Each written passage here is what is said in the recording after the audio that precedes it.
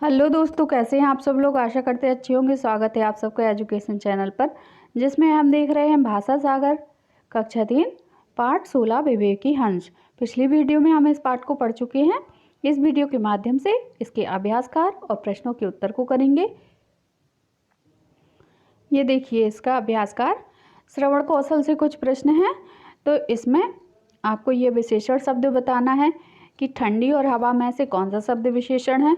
तो आपको पता होगा कि संज्ञा क्या कहलाती है, किसी भी चीज़ का नाम, और विशेषण क्या कहलाता है, जो उसकी विशेषता बताए। तो देखिए ठंडी के पीछे हम हवा लगा सकते क्या, तो लगा सकते हैं। तो हवा क्या है, हवा संज्ञा है और ठंडी क्या है, विशेषण है। तो ऐसे यहाँ ठंडी को हम टिक कर देंगे। फिर निरीह जीव, तो जीव क्या है, संज्ञा है, और जीव की विशेषता कौन बता रहा, निरीह, जिनमें कोई भी भावनाएं ना हो, है ना, तो वो निरीह विशेषण है। फिर हंस विवेकी, तो हंस क्या है, विवेकी है, विवेकी उसकी विशेषता है। तो हंस क्या है, संज्ञा है, और विवेकी क्या है, विशेषण है। तो विवेकी को टिक कीजिए। फिर हंस घायल, तो देखिए हंस पहले हम समझ चुके हैं कि हंस संज्ञा है, यहाँ हंस घायल है, तो घायल क्या है, विशेषण है। फिर पात्र सही, सही सही क्या है, विशेषण है, और पात्र क्या है, संज्ञा है। ऐसे आप संज्ञा और विशेषण को टिक कर लीजिए। फिर है उच्चारण के लिए कुछ शब्द दिए गए हैं, इनको आप पढ़ के स्वयं पढ़ के देखिए और बार बार पढ़ने का प्रयास कीजिए। आगे बताइए वाले प्रश्न दिए गए हैं। इसमें पहला प्रश्न है, बगीचे में किसकी सुगंध आ रही थी।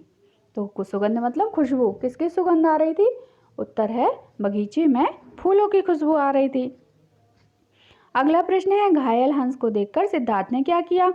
उत्तर है घायल हंस को देखकर सिद्धार्थ ने उसकी मरहम पट्टी की, उसका तीर निकाला। तो ये आप लिख लीजिए, यहाँ लिखा हुआ भी है, किसी बच्चे ने लिखा है ये।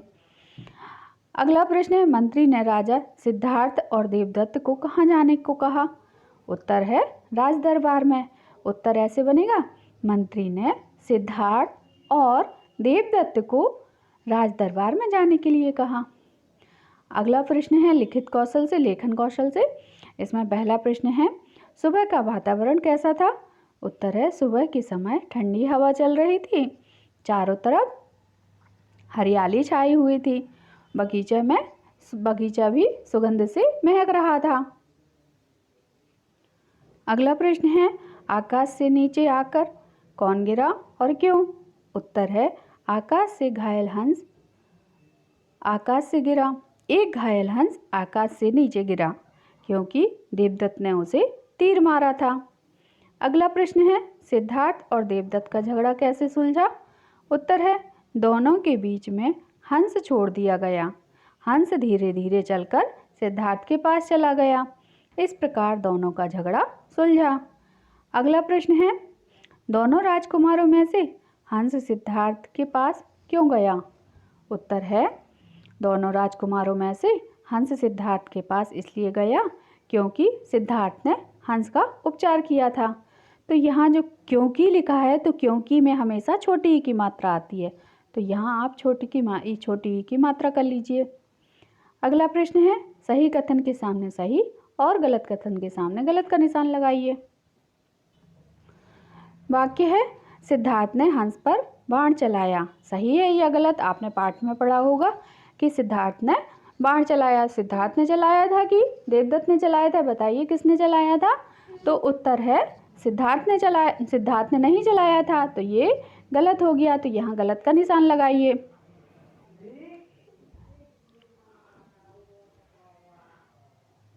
अगला वाक्य है, बगीचा फूलों की खुशबू से महक रहा था। तो ये वाक्य सही है या गलत, तो सही का निशान लगाइए। यहाँ ये वाक्य सही है। फिर है, देवदत्त ने हंस के घाव को साफ किया। देवदत्त ने किया था क्या, सिद्धार्थ ने किया था, तो ये वाक्य गलत है, तो यहाँ गलत का निशान लगाइए।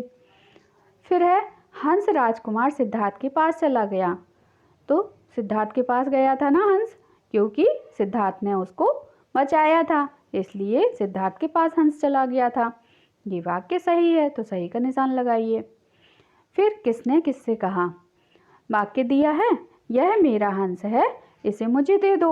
यह वाक्य किसने कहा था? पाठ पढ़ा है ना, तो पाठ में कहा था देवदत्त ने सिद्धार्थ से। अगला वाक्य है, आप ही बताइए यह हंस किसका है? यह वाक्य किसने कहा था? सिद्धार्थ ने मंत्री से। अगला वाक्य है, दोनों राजकुमारों के बीच हंस रख दीजिए। यह वाक्य किसने कहा? तो राजा ने मंत्री से। अगला वाक्य है, नीरछीर विवेकी हंस ने स्वयं ही निर्णय कर दिया। तो यह वाक्य मंत्री ने राजा से कहा था। अगला, ये कहानी के अनुसार, आपके पाठ के अनुसार वाक्य दिए गए हैं, इनको आपको क्रम से लगाना है। तो इनको पढ़िए, पाठ को पढ़िए, पाठ को पढ़ने के अनुसार आप इनको क्रम में लगाइए। अगला प्रश्न दिया गया है, आपके अनुसार पक्षियों का जीवन संकट में क्यों पड़ गया है? उत्तर है, मेरे अनुसार पक्षियों का जीवन संकट में इसलिए पड़ गया क्योंकि लोग जंगलों को काटते जा रहे हैं। लोग पक्षियों का शिकार भी करते हैं, इसलिए पक्षियों का जीवन संकट में पड़ गया है। अगला प्रश्न है, हमारे पर्यावरण में पक्षियों का महत्व, क्या महत्व है?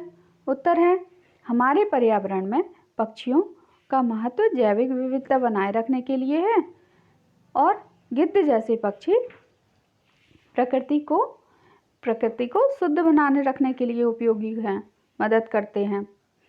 तो यहाँ जो अशुद्धियाँ हैं उनको आप सुधार करके लिखिए।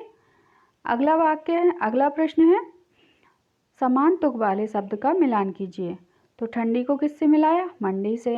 मंत्री को संतरी से। दरबार को किरदार से। हंस को कंस से। इनको आप मिलान कर लीजिए। फिर है चंद्र बिंदु और बिंदु वाले, नहीं, बिंदु लगानी है इन पर।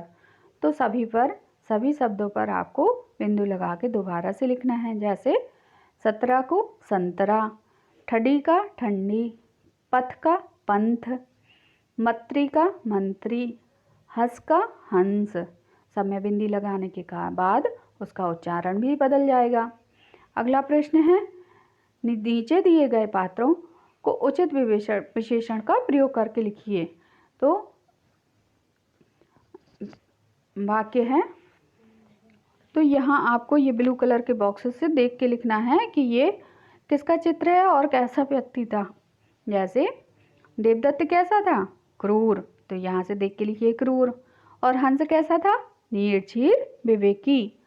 और सिद्धार्थ कैसा था? दयालु। तो आप पात्रों के अनुसार शब्द लिखिए यहाँ पे। अगले प्रश्न में हंस का ये चित्र बना हुआ है, तो इसको आप बना के देखिए, इसको कलर कीजिए। यहाँ कुछ अगला प्रश्न और भी दिया गया है। प्रश्न है, पक्षियों को बचाना क्यों जरूरी है? अपने विचार लिखिए। तो आप सोच के लिखिए कि हम पक्षियों को नहीं बचाएंगे तो क्या होगा, है ना। तो उसके लिए आप यहाँ कुछ वाक्य लिखिए कि पक्षियों को बचाना क्यों ज़रूरी है। जैसे यहाँ लिखा है, पक्षियों से हमारी प्रकृति सुंदर दिखती है, पक्षियों से ही हमारी प्रकृति शुद्ध रहती है। पक्षी को लोग हर घर में पालते भी हैं, कुछ लोग भी पालते भी हैं उसे, और पक्षी बहुत प्यारे होते हैं। तो ऐसे आप कुछ वाक्य बना के लिखिए और यहाँ हंस के चित्र को कलर कीजिए। तो हाँ, यहाँ हमारा यह पाठ समाप्त हुआ। आगे की वीडियो में हम देखेंगे व्याकरण को पढ़ना शुरू करेंगे। यहाँ इसको हम यहीं समाप्त करते हैं। धन्यवाद।